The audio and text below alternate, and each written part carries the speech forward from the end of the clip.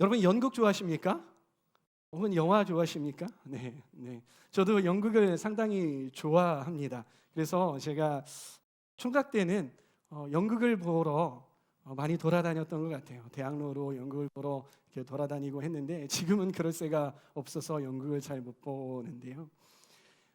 가만히 이제 연극을 즐기는 사람들 그리고 영화를 즐기는 사람들을 보면은요, 되게 대부분이 조연보다 주연을 좋아합니다. 왜냐하면 이 주연이 조연보다 더 주목받기 때문인 것이죠. 하지만 연극이나 영화는 주연의 역할도 중요하지만 조연의 역할이 상당히 중요하다는 것을 우리는 알 수 있습니다. 주연이 역할을요 잘하면은요 주연이 막 빛나게 되는 겁니다. 그리고 이 연극이나 영화 이 전체가 이 분위기가 상당히 잘 흘러갑니다. 윤활유처럼요. 그래서 이것이 연극이나 영화의 시상식에서 주연상이 있고요. 그리고 조연상이 따로 있는 이유 아닐까 생각을 합니다. 제가 조연은 어떤 마음으로 연극을 하는지, 어떤 마음으로 연기를 하는지 좀 궁금해서 인터넷을 서칭을 해봤어요. 그런데 한 조연 배우가 이런 말을 하더라고요. 욕심이 생길 때도 있지만 작품을 위해서 오브제, 그러니까 도구로서 기능을 잘 해내면서 작품이 잘 가면 너무 행복합니다. 이 말을 좀 정리하자면요, 주연 욕심이 좀 생기기도 합니다. 그러나 조연으로 역할을 잘 소화해서 작품이 잘 되면 그것처럼 행복한 게 없습니다라는 말인 거죠. 참 솔직하고도 멋진 말인 것 같아요. 요즘 우리가 청년부는요 계속해서 뭐에 대해서 알아보고 있냐면 예수님에 대해서 우리가 알아보고 있습니다.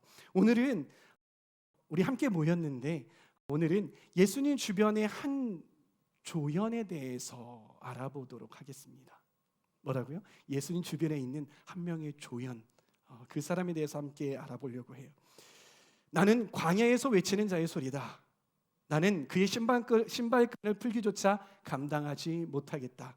그는 흥하여야 하겠고 나는 쇠하여야 하리라. 여러분 누가 한 말일까요? 네, 세례 요한.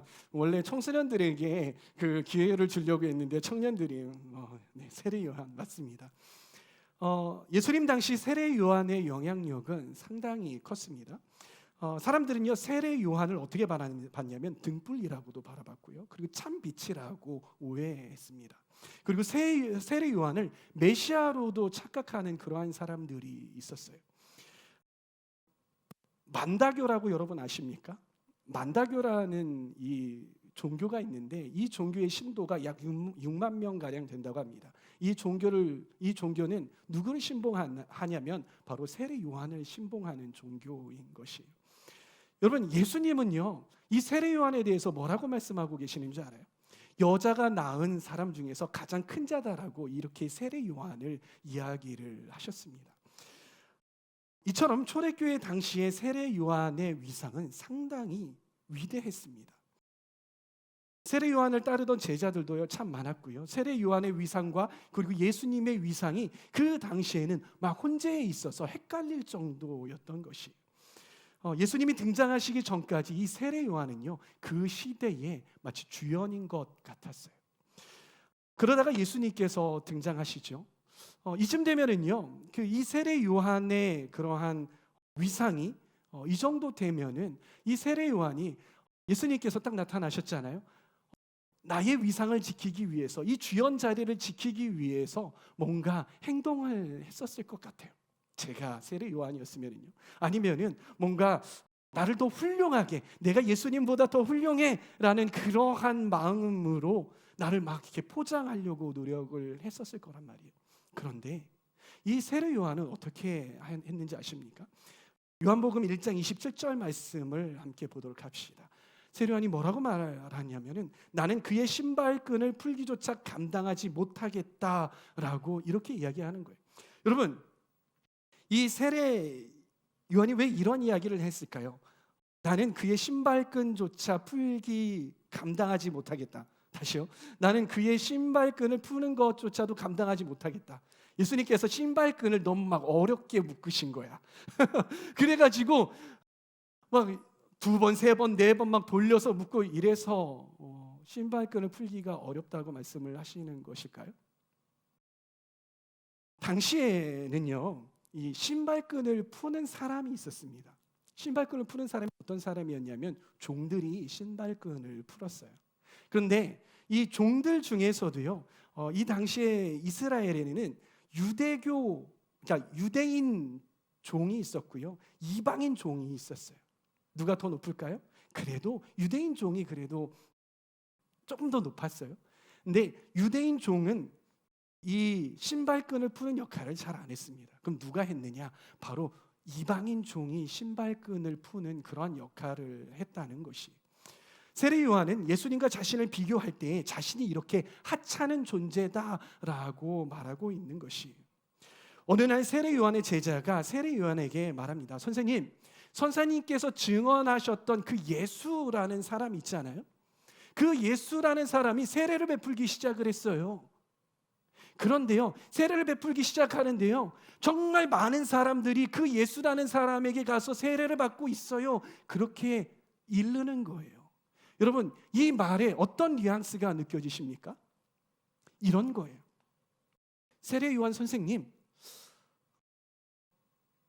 이 사람들이요, 우리한테 와서 세례를 받아야 하는데요, 예수님한테 가가지고, 예수라는 사람한테 가가지고 세례를 받는 거예요. 선생님, 이래도 되는 거예요? 우리 이제 밥벌이가 가능한 거예요? 이거 뭔가 이상하지 않아요? 우리가 뭔가 액션을 취해야 되는 것 아니에요? 이런 뉘앙스로 말하고 있는 것이라는 거죠. 그때 세례 요한이 뭐라고 말했나요? 그렇지, 좀 위기감이 드네. 한번 좀 대책을 한번 논의해보자, 이런 말을 했던가요? 아니에요. 어떻게 말했냐면 요한복음 3장 28절 말씀을 봅니다. 너희야말로 내가 말한 바 나는 그리스도가 아니고 그분보다 앞서서 보내심을 받은 사람이다 한 말을 증언할 사람들이다. 새 번역인데 조금 어렵습니다. 제가 좀 이 이야기를 설명을 하자면, 세례 요한의 이 말은 무엇이냐면, 얘들아, 나는 그리스도가 아니야. 나는 그리스도가 아니야. 나는 메시아가 아니야. 저 예수님이 진짜 메시아고 진짜 그리스도야 라고 말하고 있는 거예요. 그리고 여기에서 끝나는 것이 아니라 더 이상 뭐라고 말하냐면, 바로 너희가 그 예수님이 메시아라는 것을 증언해야 하는 그러한 사람들이라는 것 너네들이 알아주기를 바란다, 이 말인 것입니다. 그런데 세례 요한은 거기에서 멈추지 않습니다. 뭐라고 이야기하냐면, 오늘 본문으로 우리가 읽었던 말씀, 그는 흥하여야 하겠고 나는 쇠하여야 하리라 라고 말하고 있는 거예요. 흥한다는 말이 무엇입니까? 킹 제임스 버전에서는 increase라고 해요. NIV 버전에서는 greater라고 하는 거예요. 그러니까 예수님께서는 더욱더 increase, 더욱더 높아지셔야 돼. 더욱더 위대해지셔야 돼. 그리고 나는 쇠하여야 되라. decrease. 나는 less. 나는 점점 그렇게 낮아져야 한다라고 그렇게 제자들에게 말하고 있었던 것입니다. 이게 세례 요한의 고백이었어요. 여러분, 세례 요한이 참 대단하지 않습니까? 아주 철저하게 자신을 조연자리로 낮추고 있습니다. 그것도 타인에 의해서가 아니라 자기 스스로를 조연자리로 낮추고 있다는 것이. 요즘에는요, 주연보다 빛나는 조연이라는 말이 있잖아요. 세례 요한은요, 그것도 허용하지 않을 기세로 자신을 정말 철저하게 낮추고 있는 것이, 마치 자신이 주연이 되면 안 되는 그러한 사명을 가진 것처럼 말이죠. 사랑하는 여러분은 이 세례 요한의 이 태도를 어떻게 정의하시겠습니까? 무엇이라고 정의하시겠습니까?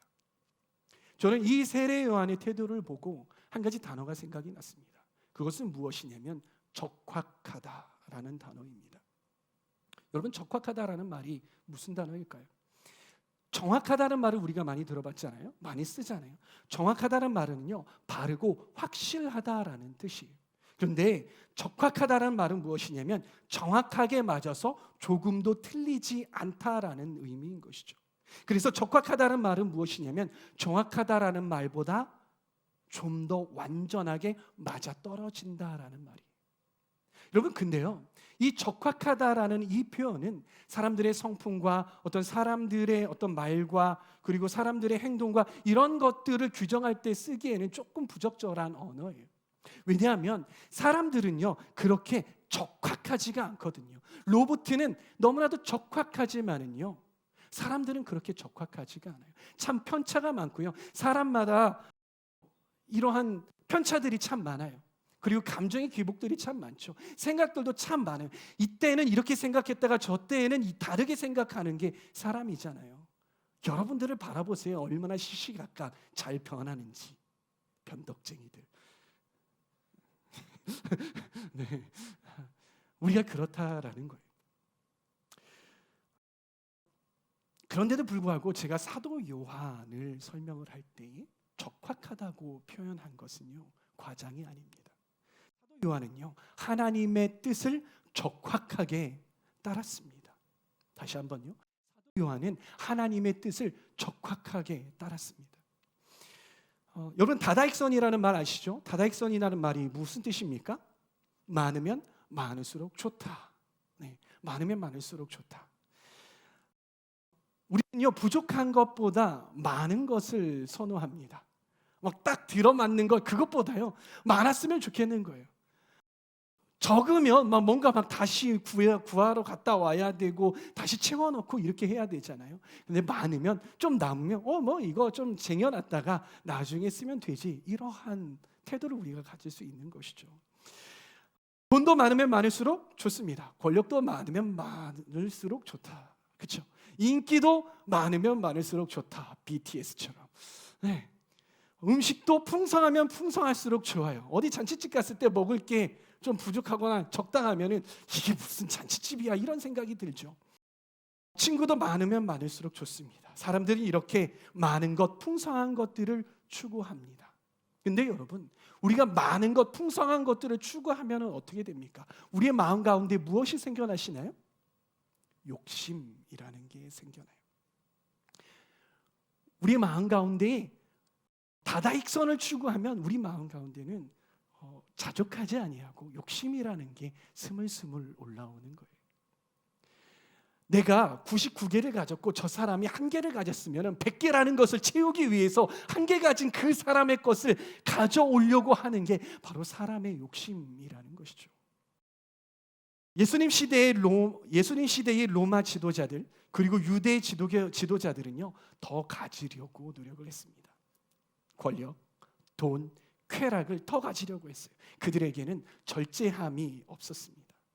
그러다 보니까 그들은 세례 요한을 죽이게 되었고요. 그리고 예수님까지 십자가에 못 박았습니다. 우리말로 하면 이들은 급발진했죠. 우리가 그들을요, 손가락질하지만 성경은 이들의 모습이 바로 너희들의 모습이야, 우리들의 모습이야 라고 말하고 있는 거예요. 우리는 이처럼 이기적인 존재, 죄인들이라는 것입니다. 여러분, 하나님께서 우리들에게 원하시는 태도가 무엇인지 아십니까? 하나님은요, 이스라엘 사람들에게요, 만나를 내려주실 때 어떻게 주셨습니까? 그날 먹을 것만 거두어 드릴 수 있도록 하셨습니다. 그렇죠? 그리고 성경에서 시편에서 뭐라고 합니까? 마땅히 생각해야 할 것 이상을 생각하지 말 것을 그렇게 이야기하고 있는 것이죠. 여러분, 기독교의 진정한 아름다움은 풍성함에 있지 않습니다. 기독교의 진정한 아름다움은 절제함, 자족함에 있는 것이. 여러분, 세례 요한은 그런 의미에서 지나치지 않았습니다. 늘 과하지 않았어요. 결코 급발진하지 않았어요. 자기에게 주어진 그 자리를 아주 적확하게 지켜내었습니다. 사랑하는 청년 여러분, 그리고 청소년 여러분, 사랑하는 청소년 여러분, 그리고 청년 여러분, 무엇이 세례 요한을 이처럼 적확하게, 하나님께 대하여 적확하게 할 수 있었을까요? 무엇이 그를 그렇게 만들었을까요? 우리 말씀 한 구절 또 봅시다. 누가복음 1장 76절 말씀입니다. 함께 읽습니다. 아가야, 너는 더없이 높으신 분의 예언자라 불릴 것이니 주님보다 앞서가서 그의 길을 예비하고. 누가 한 말일까요? 이 말은 세례 요한의 아버지인 사가랴가 한 말입니다. 이 사가랴는 제사장이었습니다. 제사장은 세습직이었습니다. 아버지가 제사장이었으면 그 아들도 제사장이 되는 거예요. 제사장직은 상당히 영광스러운 직이었고요, 아주 영화스러운 그러한 직책이었습니다. 모든 아버지는 그 아들들에게 자신의 제사장직을 물려주고 싶어 했습니다.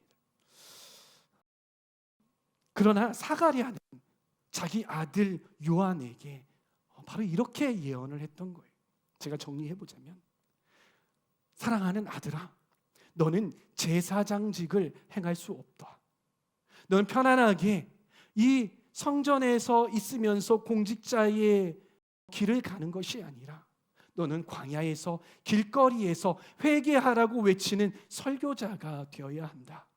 네가 드러나는 것이 아니라 주님이 오실 길을 예비하는 사람이 되어야 한다라고 말하고 있는 것이에요.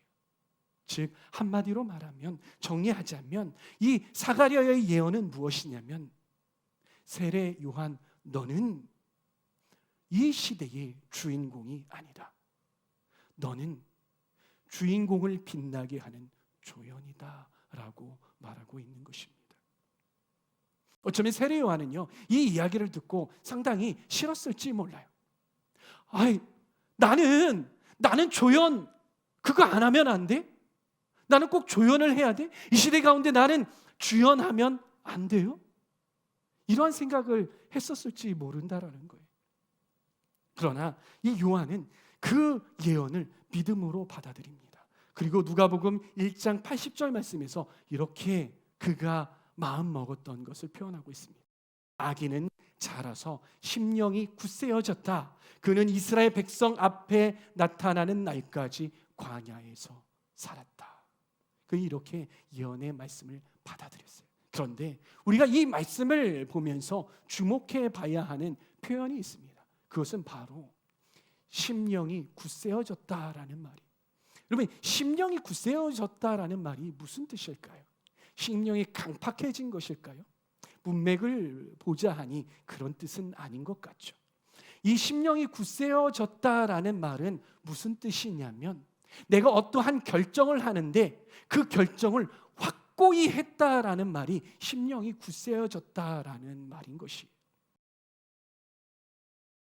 제사장이라는 보장된 자리를 내려놓고 자신에게 주어진 부르심, 그 주연의 길을 걷기로 결정했다라는 말이죠. 그래서 어떤 어려움이 다가올지라도 그 길 앞에 광야와 같은 상황이 있다는 것을 알면서도 그 길을 따르기로 확고히 결정했다라는 말이 바로 이 말씀의 숨은 뜻인 것입니다. 세례 요한은 이렇게 사명의 길을 가기로 확고히 결정을 했습니다. 청소년 여러분, 그리고 청년 여러분, 여러분에게 확고한 사명이 있습니까? 여러분은 이 하나님께로부터 온 확고한 사명, 세례 요한처럼 확고한 사명이 있느냐는 말입니다. 그리고 그 길을 가기로 확고히 결정되어 있으십니까? 아니면 나의 사명이 무엇인지, 내가 어떤 길을 가야 할지 헷갈려 하고 있지는 않습니까? 세례 요한처럼 그런 사명과 결단이 여러분들의 있기를 소망합니다. 여러분, 사명자는요, 자신의 위치, 자신의 자리를 명확하게 압니다.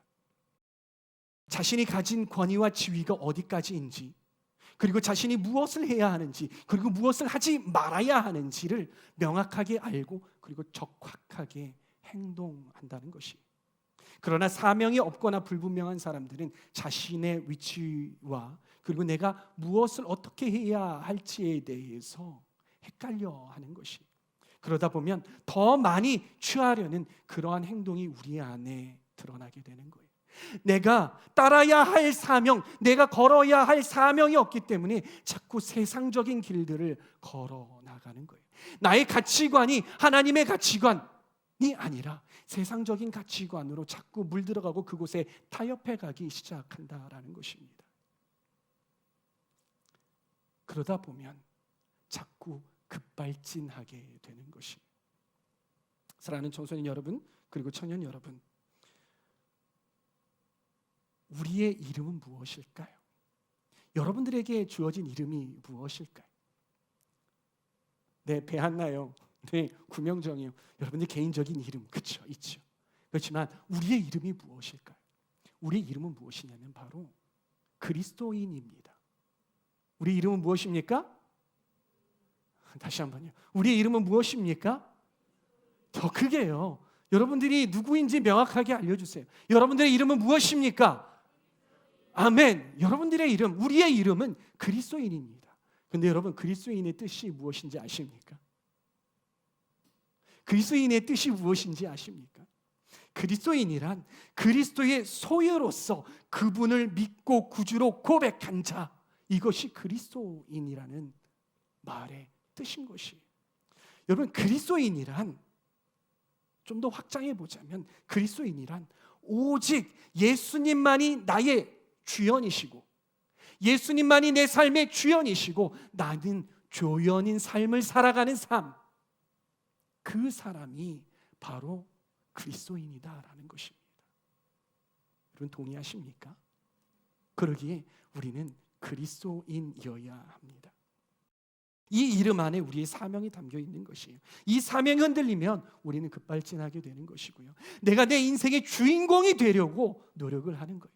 그래서 세상적인 방법들, 세상적인 가치관들 더 가지려고 노력을 하는 거예요. 더 높이 올라가려고 그렇게 몸부림친다라는 것입니다. 여러분, 제가 인터넷에 검색을 해보니까는요, 내 인생의 주인공은 바로 나야, 너의 인생의 주인공은 너야 라고 하는 책들이 참 많답니다. 보이십니까? 정말 더 많은 책들이 있는데 제가 대표적인 책들만 찾아왔습니다. 하나, 둘, 셋, 넷, 다섯, 여섯 개나 됩니다. 베스트셀러들이래요. 이 책들에서 하는 이야기가 무엇인지 아십니까? 너의 인생의 주인은 너니까 네 마음대로 살아. 너의 인생의 주인은 너니까 네가 느끼는 대로 살아. 너의 인생의 주인은 너니까 누가 뭐래도 그거 신경 쓰지 마. 네 마음대로 살아. 그게 성공하는 비결이야. 자기계발서들이 있죠. 그런 이야기를 하고 있다는 것입니다. 여러분 여기에 동의하십니까? 혹시 여러분들 중에 이 책 중에 한 권을 읽으면서 그렇지, 역시 내 삶의 주인은 나요. 내 삶의 주인은 나야. 다른 거 다 필요 없어. 내가 느끼는 대로 그렇게 사는 거지. 이렇게 막 결정하고 살아가고 있던 사람들은 있지 않습니까? 제가 여러분들에게 다시 묻겠습니다. 사랑하는 청소년 여러분, 그리고 사랑하는 청년 여러분, 여러분들의 주인, 여러분들의 삶의 주인은 누구이십니까? 여러분들의 삶의 주인은 누구이십니까? 당연히 예수 그리스도시죠. 당연히 예수 그리스도이셔야만 하는 것이죠. 세상이 제 아무리 너의 인생은 네가 주인이야 라고 속삭여도 세례 요한처럼 아닙니다. 나의 인생의 주인, 나는 나의 인생의 주인공이 아닙니다. 내 인생의 주연은 오직 예수님뿐이십니다. 내 인생에서 나는 쇠하여져야 하겠고 오직 예수님은 주연으로서 높아지셔야 하겠습니다. 나는 이 세상에서 내가 얻을 영광은 없습니다.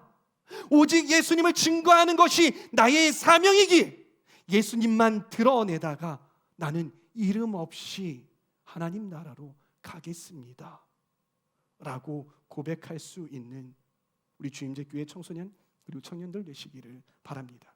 그렇게 세례 요한처럼 사명을 향하여서 심령이 견고해지시기를 바랍니다. 그리고 사명이 확고해지시기를 바랍니다. 그래서 예수님을 주연으로 높여드리고 나는 조연으로 낮아지는 진정으로 아름다운 삶을 사시는 저와 여러분들 다 되시기를 축복합니다.